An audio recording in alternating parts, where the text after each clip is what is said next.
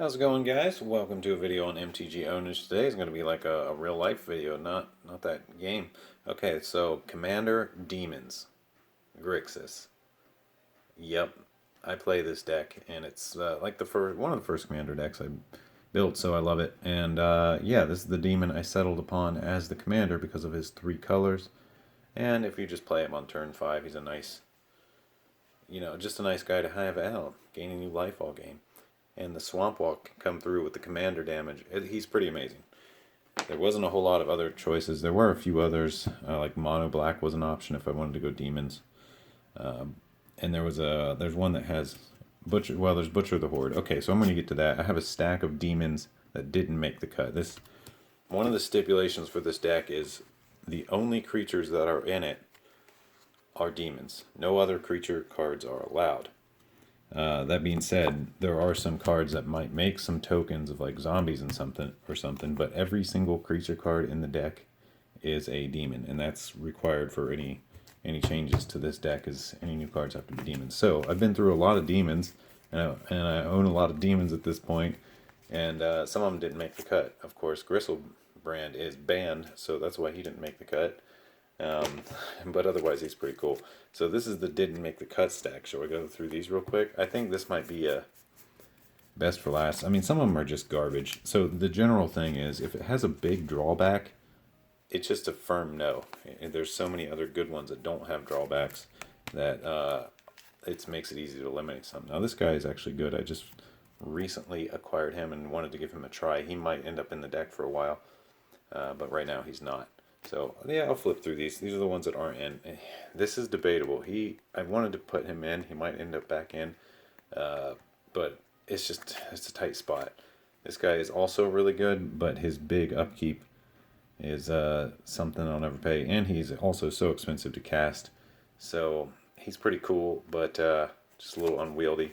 I'm not playing these colors. Didn't end up playing this guy. He's actually pretty good. But he could end up backfiring a bit on me, so I didn't end up including him. Halo Hunter is kind of cool, but a little iffy situational. And 3 black can be a little unwieldy in a 3-color deck. Eater of Hope is actually not too bad. Just didn't make the cut. The weak toughness hurts 4. That always annoys me. Pit Spawn didn't make the cut. He's just super expensive. Otherwise, he's super cool. I love him. Expensive cast and the upkeep, so yeah, he doesn't make it. Extractor Demon, this guy is actually pretty cool. I might end up trying him at some point, so actually I'm going to put him over in the yeah, I don't know, maybe not. He's not that great. Havoc Demon's awesome, of course, but you only want to play him when you have a sack outlet, and you know he's kind of more for a reanimator. Feaster of Fools is not too bad, really, with the Devour 2 and Convoke, but I just don't have enough tokens, really, for him to be useful. Sire of Insanity is really good, but he's just so annoying that I can't play him. This probably should be in the deck, just because it's such a game ender. It's just like everybody discard their hand. Now I got the board with all my demons, and you'd have no cards in your hand. So yeah, this should be in the deck. It's such an ass of a card, I can't bear it. This is actually really good. Every time I have a chance to play this, I'm always surprised. I'm like, oh, this got a 5/5 flyer for real cheap or something. I don't know. He's a little better than you would think, but I'm not playing him. He didn't make the cut. Grinning Demon didn't make the cut. I don't want to lose 2 life if I'm stalled out or something, and, there's just too many potential drawbacks in a group game for him, but yeah, he just didn't make the cut, but he's cool. Demon Lord of Ashmouth. He's okay, but no. He's just too much potential drawback. This guy's also not too bad, but he's just a little unwieldy. Comes in as a 4/4, and then you gotta pay to get him bigger. So, kind of annoying. That's a Carnufex Demon. Pestilence Demon. This is actually really good. I think I might have one in the deck. I just have multiple of them. I don't remember, but he's actually really good. He should be in the deck if I don't have him in there. But I've had to make a lot of tough choices, as you might have imagined. Shadowborn Demon didn't make it. Although he is pretty good. Pretty darn good. He gets to kill something when he comes in. This is another one that's pretty darn good that didn't make the cut either. And there's old Malfagor. He's alright, but it's a little unwieldy at times. I often have a big hand, so I rarely want to discard my hand. Yeah, I've found so. And nothing really to sack with him, so he didn't make it. This guy, this guy's not bad, especially against like token decks and stuff, because it whittles people down to 2 cards, 2 creatures in play. But he didn't make the cut. Herald of Anguish. Also pretty darn good, but didn't make the cut. He's very expensive. At least he has improvised, but I don't have that many artifacts, so he just didn't quite fit. Soul Flayer is awesome, but he also didn't quite fit, so he didn't make the cut. Demon of Death's Gate is amazing, but just didn't make the cut. It's just kind of too big. Didn't do enough when it came out initially. For most of my stuff of this casting cost, you'll see in the deck is usually a big board wipe or something massive. So this guy just comes into play. He doesn't even have haste, and that's the reason he didn't end up making it.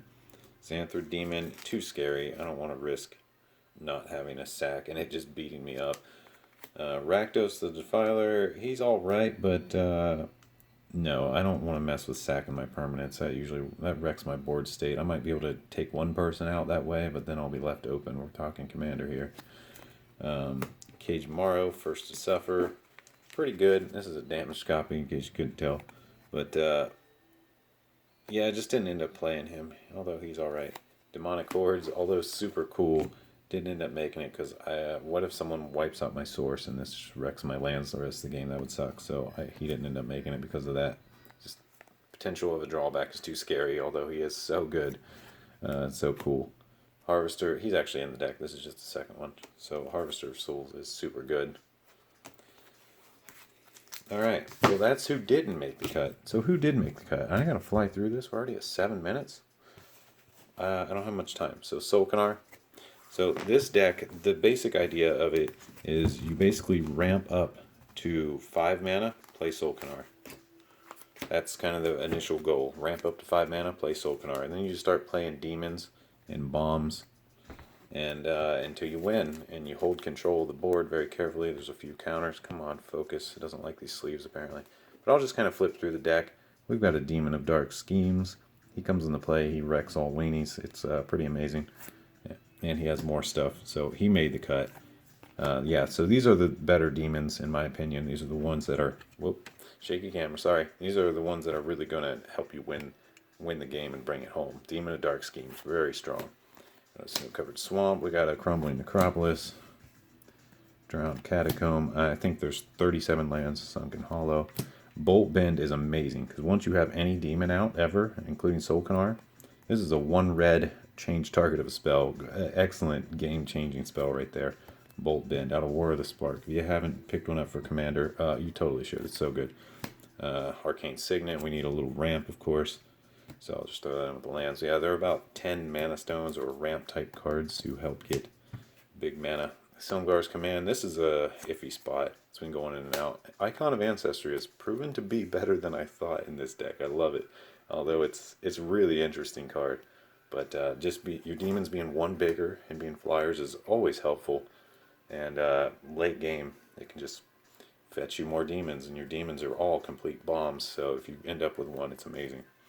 Go with Counterspell, of course. Lightning Greaves, of course. Decree of Pain is just so good. I almost cut it multiple times, but it keeps ending up back in here. It's just so good. Being able to draw a card for each thing destroyed is amazing. Who would have thought? Drawing cards is good. Overseer of the Damned, another super, super crazy good card. Just to be able to kill something when it comes in, and then you just get zombies all game. Oh my god, this guy is amazing. Soul Ring, of course. Anger of the Gods made the cut. It helps stop weenies and stuff. It's proven so useful so many times that it's remained in the deck. There might be a better place for it. Not sorting things like I intended. Villainous Broker of Blood is just OP as ever. Once he's in play, if you have black mana already, he can draw you so many cards. It's nuts. And sometimes, even if your opponent's damaged you, get to draw cards. This is the new, this guy, new Gristlebrand. If only he had lifelink of some sort. But he's the closest we're going to get and stay legal. So Villainous, super, super, super strong feeling.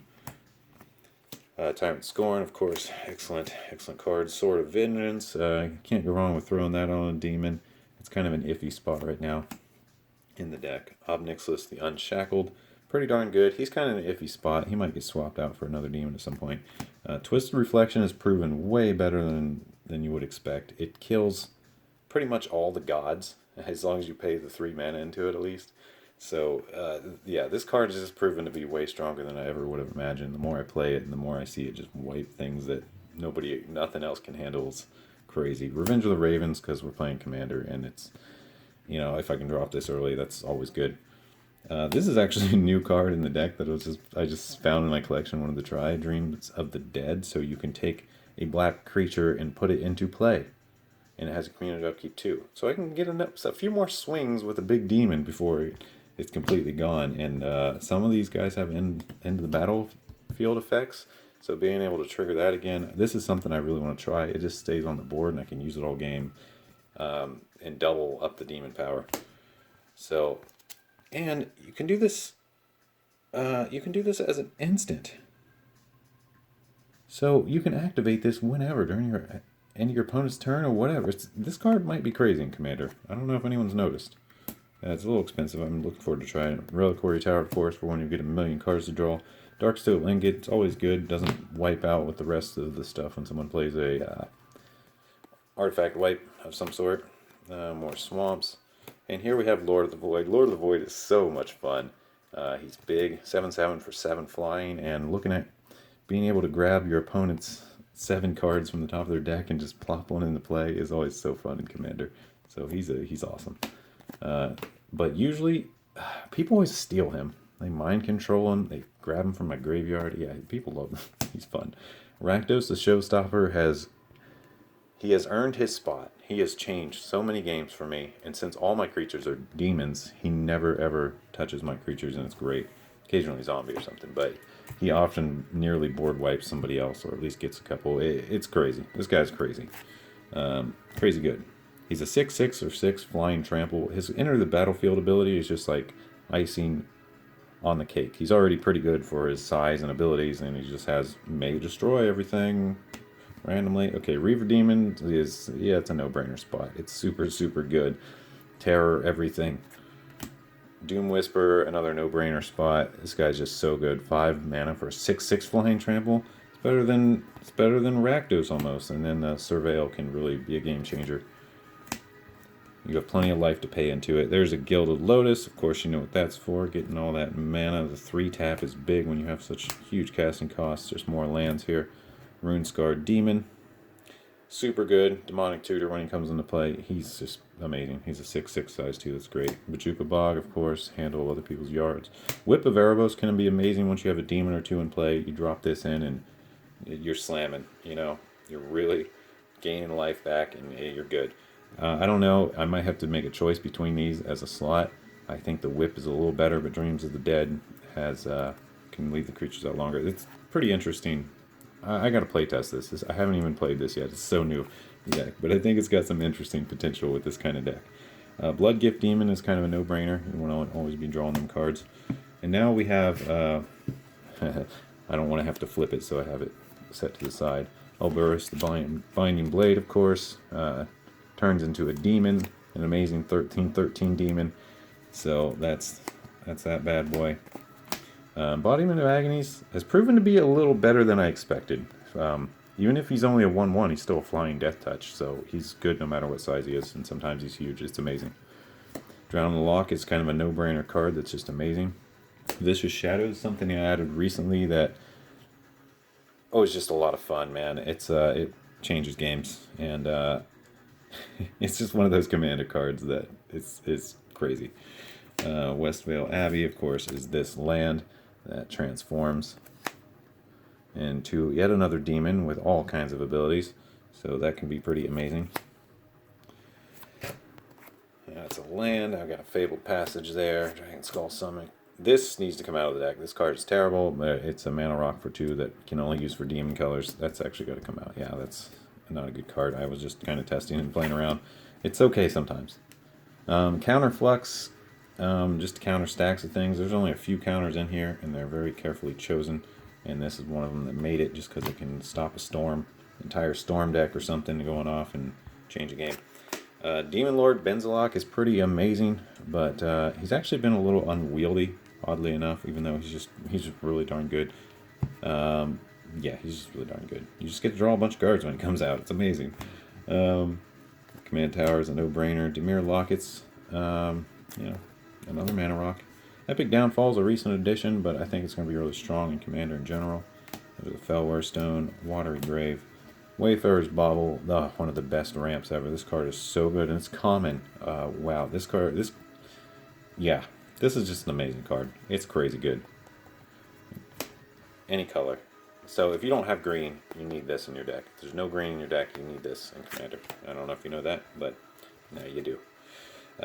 Grip of Desolation is just insanely good and such a great card. I almost always get it if I have anything that searches my library for a card of my choice. I almost always grab this. It's just such good removal.